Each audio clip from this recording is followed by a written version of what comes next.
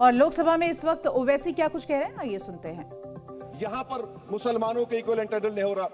अभी हम गृह मंत्री का, वजीर दाखिला का यहाँ पर उनका हमने तकरीर सुनी। यहाँ पर वो ये कहते हैं, वजीर दाखिला, शायद वो कटमुल्ला की जबान ना कह दें, वजीर दाखिला कहने पर वजीर दाखिला ने अपने बयान में कहा कि बोर्ड और कौंसल जो होगा वो माने वक्फ इस्लाम से अलग है। सर, अगर ये बात सच है आपकी, तो फिर आपको ये कानून बनाने की जरूरत ही नहीं है। आप एक नॉन स्टैट्यूटरी बॉडी बना दीजिए। ये जो कानून बन रहा है ना सर, ये आर्टिकल 26 इसका सोर्स है।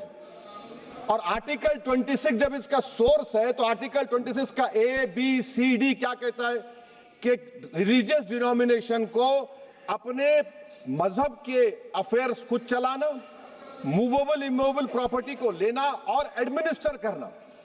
जब हिंदू धर्म को, बौद्ध धर्म को, सिखों को यह राइट दिया गया है, तो आप कैसे मुसलमानों से छीन रहे हैं? तो यह आर्टिकल 26 का ग्रेव वायलेशन है। तो सर, अब वक्फ यूजर का मामला देखिए। मिनिस्टर साहब ने कहा कि एंक्रोचमेंट हो रहा है, 17,000 एंक्रोचमेंट हुए हैं।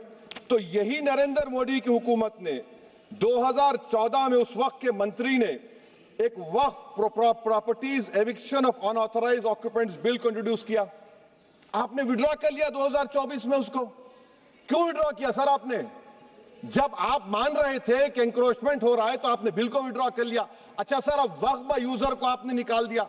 माने कंडीशन क्या लगाए कि अगर उसमें डिस्प्यूट होगा और गवर्नमेंट प्रॉपर्टी होगी। सर, डिस्प्यूट तो है।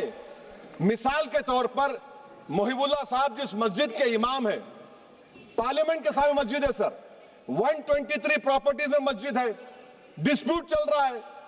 कल कलेक्टर या डिस्ट्रिक्ट ऑफिसर बोलेगा कि भाई साहब ये गवर्नमेंट प्रॉपर्टी है, स्टिकर लगा दिया जाएगा, मस्जिद बंद, गवर्नमेंट प्रॉपर्टी हो गई। होगी ना सर? अब ये बताइए, आप जब से यहां पर पूरे बीजेपी रूलिंग पार्टी हमको ज्ञान दे रहे हैं कुछ नहीं होगा, कुछ नहीं होगा। मैं दलील के साथ बता रहा हूं आपको। ये मस्जिद दिल्ली गवर्नमेंट बोलती हमारी है, वक्फ दिल्ली वक्फ बोलता हमारी है। तो सर, वक्फ यूजर, अगर मैं अपनी गवर्नमेंट के खिलाफ वक्फ बोर्ड वक्फ यूजर इस्तेमाल नहीं करेगा तो क्या है सर? अच्छा, ये तो सर आप दूसरी बात आप देख लीजिए सर। आखिरी बात कहकर मैं अपनी बात को मुकम्मल कर रहा हूं सर। नहीं खैर, मुकम्मल कर रहा हूं। स्पीकर साहब बहुत टाइम दे दिए। सर आप देखिए, इसमें अमित शाह साहब बोले कि इतनी प्रॉपर्टीज का कब्जा हुआ, चोरी हुई, ये हुआ। सर, क्लास 2652A सेक्शन, अगर कोई प्रॉपर्टी बेचता है, 2 साल की सजा थी, आपने क्या कर दिया? उसको 6 महीने कर दिया। नॉन बेलेबल था, आपने बेलेबल कर दिया। सेक्शन 40 की बात करते हैं। सेक्शन 40 में सर हमको जो ज्वाइंट वर्किंग कमेटी का जो नोट्स दिए, उसमें मिनिस्ट्री ऑफ माइनॉरिटी अफेयर्स ने कहा कि 30 साल में 515 केसेस सेक्शन 40 के, और सिर्फ 8 लोग कोर्ट को गए। वक्फ यूजर का कानून तेलंगाना, आंध्रा में है। सेक्शन 40 का कानून तमिलनाडु 63 है, आंध्र प्रदेश में 43 है। और सर आप डायरेक्शन दे रहे हैं। अच्छा, क्लॉज 4218B देखिए सर, आप रूल बना रहे हैं, कोऑपरेटिव फेडरलिज्म के खिलाफ है, इतना रूल बना रहे हैं। और आखिर में सर मैं आपको बताना चाह रहा हूं स्पीकर साहब, ये बिल का मकसद सिर्फ मुसलमानों को जलील और रुस्वा करना है, मुसलमानों को दूसरे दर्जे का शहरी बनाने का इनका मकसद है। सर, अगर आप हिस्ट्री को पढ़ेंगे तो महात्मा गांधी उस वक्त के व्हाइट अफ्रीका में, सफेद फार्म अफ्रीका के कानून को महात्मा गांधी ने कहा था कि ये मेरा कॉन्शियंस इसको मानता नहीं, मैं इस कानून को कबूल नहीं करता हूं।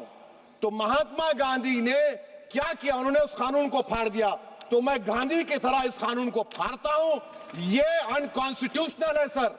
इस देश में झगड़े पैदा करने का काम बीजेपी करना चाहती है मस्जिद और मंदिर के नाम पर। इसीलिए मैं इसका कंडेम करता हूं और मैं आपसे गुजारिश करता हूं कि मैंने अपने 10 अमेंडमेंट दी हैं, आप इसको कबूल करिए सर, मुझे बोलने का मौका दीजिए और उस पर डिवीजन का मैं डिमांड भी करूंगा। Thank you sir.